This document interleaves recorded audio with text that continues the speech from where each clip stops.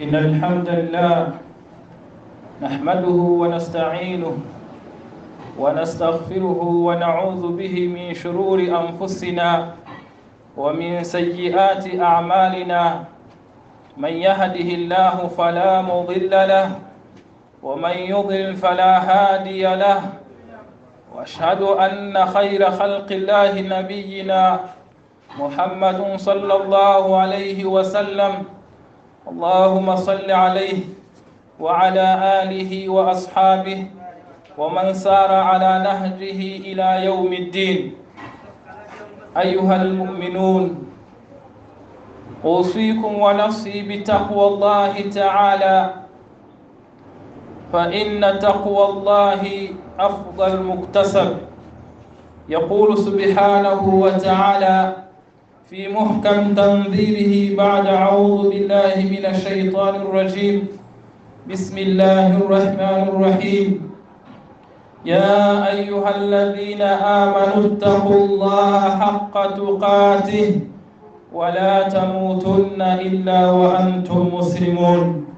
أما بعد، ikuzo n'ibisingizo byuzuye bizira inenge nta wundi bikwiriye uretse Allah subhanahu wa ta'ala. Allah we dusaba ubufasha, we dusaba kudushyigikira mu gito cyangwa se ikinini mu bikorwa byacu, tunamusaba imbabazi n'imigisha amanywa n'ijoro. Ndahamya ko nta yindi mana ikwiye gusengwa by'ukuri uretse Allah, uguhamya ku ntandukanya n'ubuhakanyi, kungira mu kwizera no kwiringira Allah subhanahu wa ta'ala. Uwo Allah subhanahu wa ta'ala yayoboye ntawamuyobya, kandi n'uwo Allah subhanahu wa ta'ala yaretse ntawamuyobora. Amahoro n'imigisha bisesekare ku mukunzi wacu, umwiza mu biremwa bya Allah subhanahu wa ta'ala, ndetse kandi akaba n'ibyishimo by'amaso yacu, Muhammadi mwene Abdillahi, we n'abo mu rugo rwe n'abasangirangendo be n'abazakomeza gukurikira inzira ye, natwe turimo kuzageza ku munsi w'imperuka. Bagaragu Uwiteka, nongeye gufata uyu mwanya mbakangurira nanjye ubwanjye ntiyibagiwe ko dukwiye kurushaho kugandukira Allah subhanahu wa ta'ala, dutinya Allah subhanahu wa ta'ala, kubera yuko gutinya Allah ariyo nsinzi iruta ibindi bikorwa byose mwene Adamu yirirwamo hano kuri iyi si. Allah subhanahu wa ta'ala aratubwira mu magambo ye matagatifu, banje kwiragiza Imana mu idinde Satani y'ikivumwe, aho Allah subhanahu wa ta'ala atubwira: niragije izina rye, kuko ubanje izina rye ibikorwa bye byose bigira umugisha. Ku izina ry'Imana nyir'impuhwe nyir'imbabazi, yemwe abamaze kwemera Allah subhanahu wa ta'ala, nimurusheho kugandukira Uwiteka mutinya Allah ukuri ko kumutinya, kandi muramenye urupfu ntiruzabagereho ngo rusange mutari abayisilamu. Allahumma habibi ilayna al-iman. Mana nyagasani, dukundishe kukwizera, wazayinuhu fi qulubina, udukundishe imani, uyirimbishe imitima yacu. Wakarrihi ilayna al-kufra, utwangishe ubuhakanyi Mana nyagasani, wal fusuqa wal isyan, utwangishe ubwangizi ndetse no kukwigomekaho.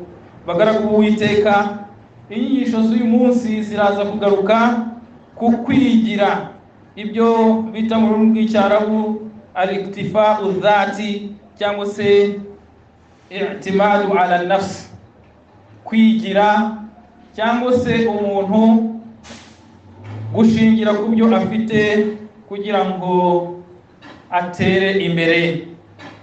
Laqad hathana al-islamu ala al-i'timadi ala dhat, idini y'Uislamu yadukanguriye ndetse idushishikariza kwigira, wal akhdhu bil asbab al mashru'a, no gufata cyangwa se no gushyiraho impamvu zemewe n'ishariya, والتخطيط اللازم no gushyiraho igenamigambi ryangombwa litahqiqi ahdafina kugira ngo tubashe kugera ku ntego zacu. Qala Allahu ta'ala, Allah subhanahu wa ta'ala aratubwira ati وَقُلِ اعْمَلُوا فَسَيَّرَ اللَّهُ عَمَلَكُمْ وَرَسُولُهُ وَالْمُؤْمِنُونَ. Allah subhanahu wa ta'ala muri sura Tauba aya 5 aratubwira cyangwa se yabwiye intumwa ye Muhammad sallallahu alaihi wasallam kubwira bemera ati waqul, ngubabwire uvuge uti i'malu, nimukore, nimugire ibikorwa mukore, fasayara Allahu amalakum, Allah subhanahu wa ta'ala azareba ibikorwa byanyu, wa rasuluhu, n'intumwa ibibone, wal mu'minun, nabemera Imana babibone, wasaturadduna ila alimil ghaibi washahada, kandi mukore muzirikana ko muzasubira kuzi ibyihishe n'ibigaragara, fayunabbi'ukum bima kuntum ta'malun. Hanyuma Allah subhanahu wa ta'ala nyuma y'ibyo ababwire ibyo mwahoze mukora. Tugendeye intilaqa min hadhihi al-aya, tugendeye ku nyigisho dukura muri iyi aya aho idukangurira gukora, Allah subhanahu wa ta'ala bitaqwa. Allah subhanahu wa ta'ala iyi aya ijyanishije no gutinya Allah mu bikorwa byacu. Uti bigaragarira he muri iyi aya? Bigaragarira aho Imana ivuga iti wasaturadduna ila alimil ghaibi washahada, muzagarurwa imbere yuzi ibyihishe n'ibigaragara.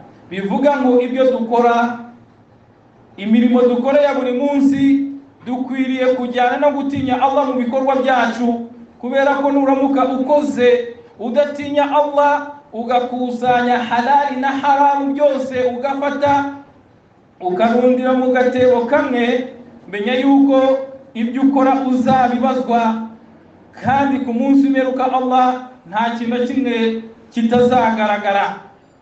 Ibyo mwakoze mu ibanga no ku mugaragaro, kwa kundi umuntu akora agatekera umutwe mugenzi we akamushuka akamwambura amafaranga cyangwa se akamutega, abantu niba bimenye, ukabona runaka arimo arakira mu buryo bwa haramu tutazi, menya ko Allah subhanahu wa ta'ala avuga ati i'malu, nimukore, ariko Imana irabibona, n'intumwa irabibona, n'abemera Imana barabibona, kandi mumenye ko muzasubira imbere ya Allah subhanahu wa ta'ala akababwira amakuru y'ibyo mwahoze mukora. Iyi aya kandi irimo kugaragaza yuko Allah subhanahu wa ta'ala alimul ghaibi, Allah niwe uzi ibyihishe, fala ya'lamul ghaiba illa Allah, nta uzi ibyihishe mu mitima yacu cyangwa se ibyo tugaragaza n'ibitari ibyo ngibyo uretse Allah subhanahu wa ta'ala. Azi ibyo dukora, azi n'ibyo dukora ku mugaragaro, azi n'ibyo dukora twihishe. Bityo bagaragara Uwiteka, ufite gutinya nyakuri ni wa wundi uzatinya Allah subhanahu wa ta'ala ku mugaragaro no mu ibanga. Ufite gutinya nyakuri, haqiqata khushu', haqiqata taqwa. Ukuri ko gutinya Allah subhanahu wa ta'ala huwa taqwa Allah fi sirri wal alan, ni gutinya Allah ku mugaragaro ndetse no ku ibanga. Ntatinze ku gutinya gusa ibyo dukora byose, icyambere nuko tugomba kubijyanishanya no gutinya Allah subhanahu wa ta'ala. Bityo rero Islam yadushishikarije gukora twigira. Kwigira niki? Al-iktifa'u dhat huwa irda'u nafsuka bikulli ma tahtaju. Kwigira ni ukwihaza mu byo ukeneye byose, utitaye ku nkunga iva ku bandi, bighaddi nazar min ad-da'mi min ayi makanin akhar. Utitaye ku nkunga zivuye ahandi, aho zava ziturutse hose, niyo zaza zikaza zije kukunganira, ariko utagenda uteze ukuboko usaba usabiriza. Gusabiriza ntabwo ari icyubahiro. kurambura ukuboko mugenzi wawe musaba ntabwo ari icyubahiro. Intumwa y'Imana Muhammad sallallahu alayhi wa sallam iravuga ngo ukuboko gutanga niko kwiza kurusha kwakira. Kwigira rero nukugira ibyo wakuye mu maboko yawe ukagira n'ibyo usagurira abandi. Uko niko kwigira. Mu gihe utari wagira ubushobozi bwo kwihaza ngo unasagurire abandi, icyo gihe ntabwo wari wigira. Hari abandi basobanura kwigira nkaho ari self reliance cyangwa se ukwigenga. Kwigenga ni iki? Reka no kujya ku kwigenga cyane kuko ni iyindi subject, kuko bijyanisha no kuba umuntu abasha kwifatira ibyemezo kandi ibyo byemezo akabifata we ubwe ku giti cye nta wundi muntu bigizemo uruhare. Ariko iyo wigize uba wigenze, iyo wigira uba ufite ubwigenge, nta gufatirwaho imyanzuro, ahubwo nawe uba muri decision makers, uba muri babandi bafata ibyemezo aho kugira ngo ufatirweho ibyemezo. Hari imvugo ivuga ngo lam yakun kalimatuka min rasika illam yakun luqmatuka min yadika. Ntabwo ijambo ryawe uzavuga rizaturuka mu mutwe wawe, mu bwonko bwawe, igihe uzaba utari wabasha kubona umugati ugutunga uvuye mu maboko yawe. Igihe uzaba ugaburirwa n'undi muntu, uwo ni uzaba ugufiteho ijambo. Ibitekerezo byawe ibyo uvuga ntabwo bizagira value n'agaciro kubera yuko utari wigira. Bityo rero kwigira ni icyubahiro bagaragu Uwiteka. Nanone kwigira ni ukwigirira icyizere cy'ubushobozi wifitemo ubwawe. Al-iktifa'u bizati huwa thiqatu binafsi fi qudrati al-fard. Kwigira icyizere mu bushobozi wifitemo. Igihe utizera nawe ubwawe ntabwo ushobora kuba hari uwakugirira icyizere nawe ubwawe utizera. Nanone mu magambo asobanura kwigira harimo ukwishyiriraho igenamigambi, at-takhtit, kwishyiraho igenamigambi no kwiha icyerekezo kikuganisha aho wifuza. Min al-iktifai bidhati, mu bijyanye nanone no kwigira harimo taqrirul masir, kugena aho werekeza, watawjihi watakhtit, no kugira plan. Abiga ibijyanye na idara, ubuyobozi, imiyoborere, plan ni kimwe mu nkingi za idara. Kugira igenamigambi ni kimwe mu biranga imiyoborere.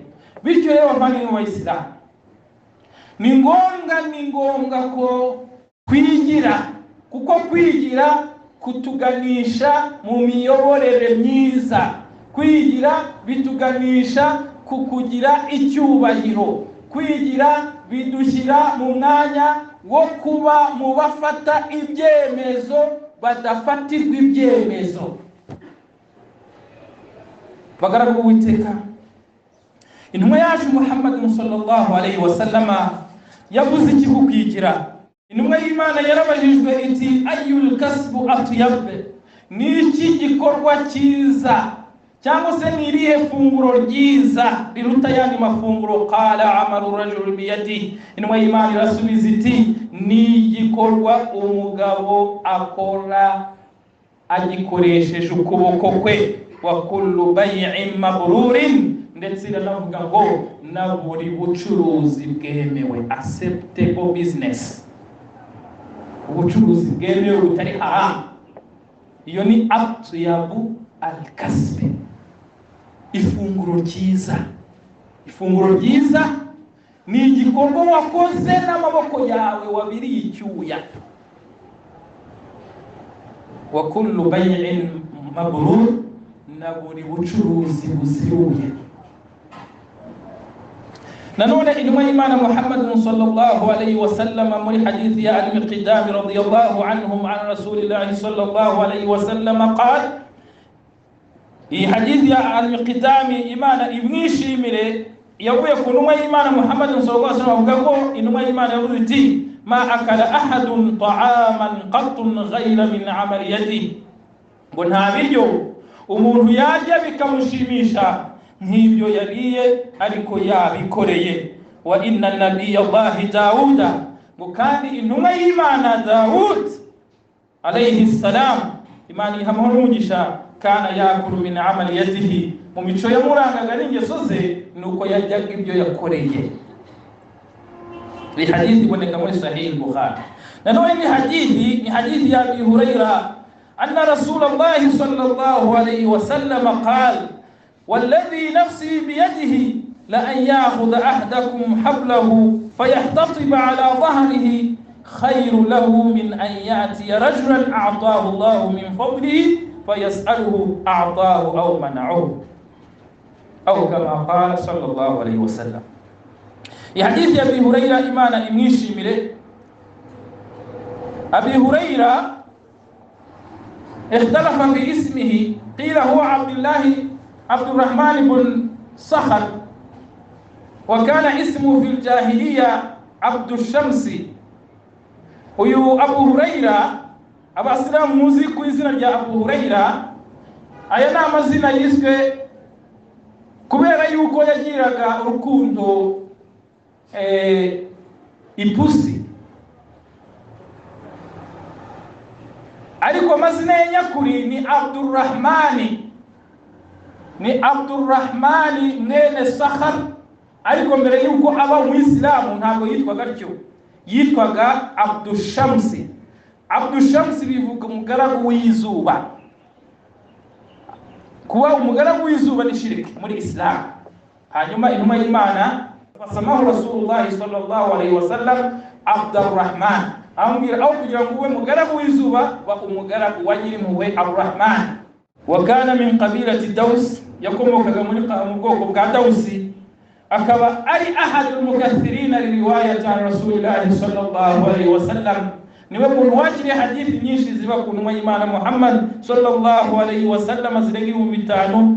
Hanyuma rero iyi hadithi nimwe muri hadithi yakiriye ziba ku ntumwa y'Imana, aho avuga ati intumwa y'Imana Muhammad sallallahu alayhi wa sallam yaravuze iti wallazi nafsi biyadihi, ndahiye kuri wa wundi ufite roho yanjye cyangwa se ubugingo bwanjye mu biganza bye, la an yakhudha ahadakum hablahu, umwe muri mwebwe aramuzafashe umurunga we umugozi, fayahtatiba, akajya kwasa inkwi hanyuma akazishyira ala dhahrihi, akazikorera, khayru lahu, nibyo byiza kuri we, min ayati ya rajulan a'tahu Allah min fadlihi, kuba yagana umuntu Imana yahaye mu ngabire ze, fayasalu, akajya kumusaba ko yagira icyo amuha, a'tahu aw man'u, akaba yamuha cyangwa se akamwima.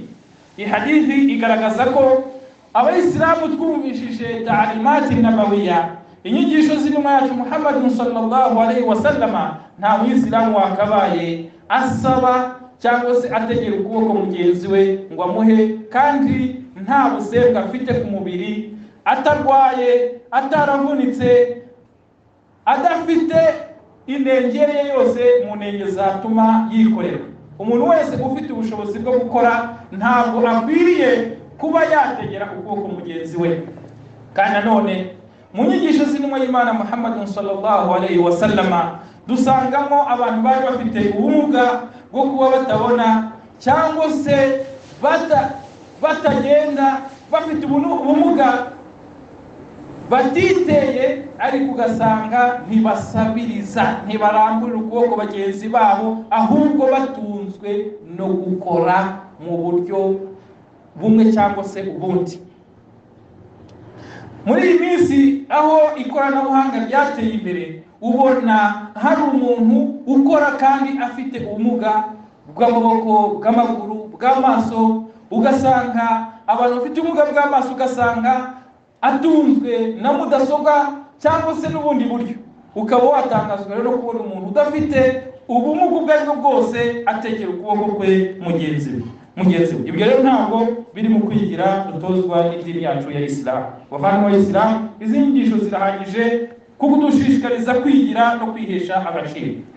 Wal 'asr innal insana lafi khusr الذين آمنوا وعملوا الصالحات وتواصوا بالحق وتواصوا بالصبر. بارك الله لي ولكم بالقرآن العظيم ونفعني وإياكم بذكر الحكيم. أستغفروه إنه هو الغفور الرحيم وهو البر الكريم.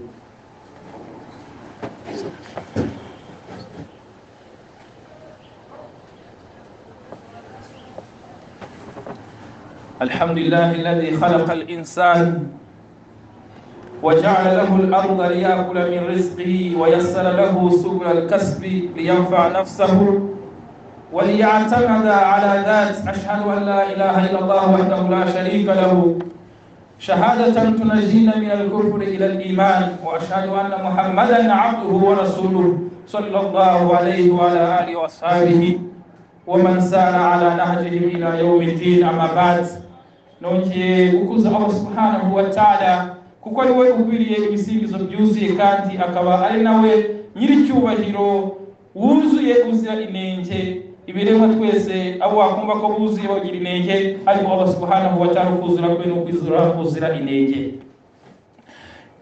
Ndamukuza mu bisingizo bye byiza kandi nahamya ko nta yindi mana ikwiye gusengwa uretse Allah subhanahu wa ta'ala yo yaturemeye isi ikanayidushyiramo amafunguro adutunga, ikanadutegeka kwihesha agaciro dukora twirinda gutegera akaboko akimuhana.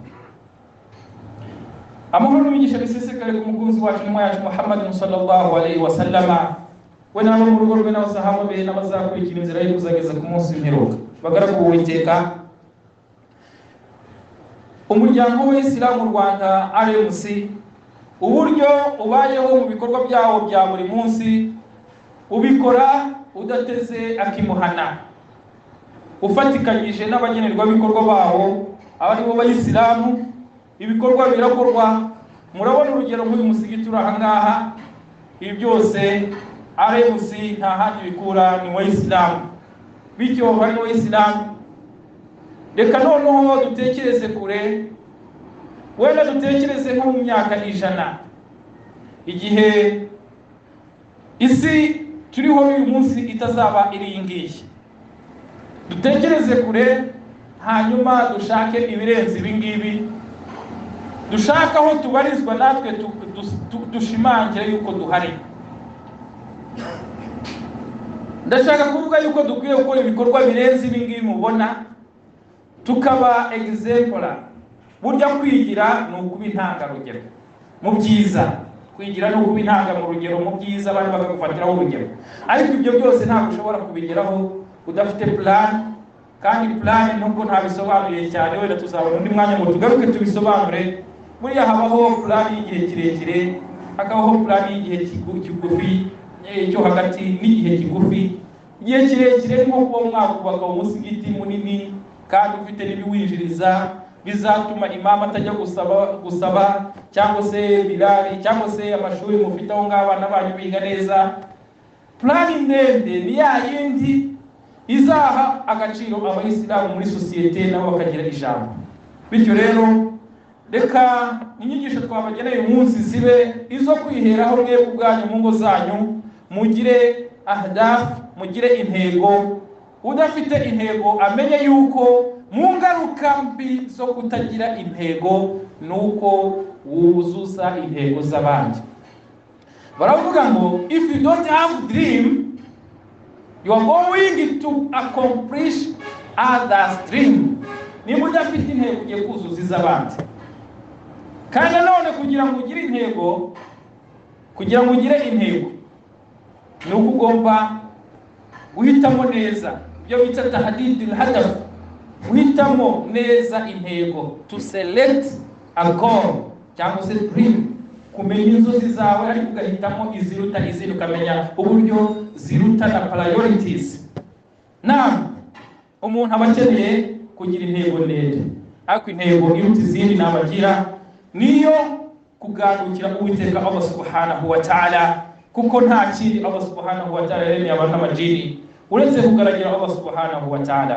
Ube umucuruzi, ube umwikorezi, ube umudriver, umushoferi, icyo waba uri cyo cyose gira intego ariko zibe ziri related, zihuye no kugandukira Allah subhanahu wa ta'ala, kubera ko twabonye yuko n'ubucuruzi burya ni ibada, kandi ni ibada yemewe igihe itari kumwe n'ibizirijwe n'ibyo Allah subhanahu wa ta'ala yajibirije. Inna Allaha wa malaikatahu yusalluna 'ala an-nabi ya ayyuhalladhina amanu sallu 'alayhi wa sallimu taslima. Allahumma salli 'ala Muhammad wa 'ala ali Muhammad kama sallaita 'ala Ibrahim wa 'ala ali Ibrahim wa barik 'ala Muhammad wa 'ala ali Muhammad kama barakta 'ala Ibrahim wa 'ala ali Ibrahim fil 'alamin innaka Hamidum Majid. اللهم أرض الخلفاء الراشدين من أبي بكر وعمر وعثمان وعلي والستة الباشرين المبشرين بالجنة ونعمهم يا أكرم الأكرمين. اللهم أعز الإسلام والمسلمين وزيل الشرك والمشركين ودمر أعداءك وأعداء الدين. اللهم حبب إلينا الإيمان وزينه في قلوبنا وكره إلينا الكفر والفسوق والعصيان واجعلنا من الراشدين. اللهم توفنا مسلمين وأحينا مصلحين وألحقنا بالصالحين غير خزايا ولا مفتونين بفضل سبحان ربك رب العزة عما يصفون والسلام على المرسلين والحمد لله رب العالمين. أقم الصلاة. الله أكبر الله أكبر أشهد أن لا إله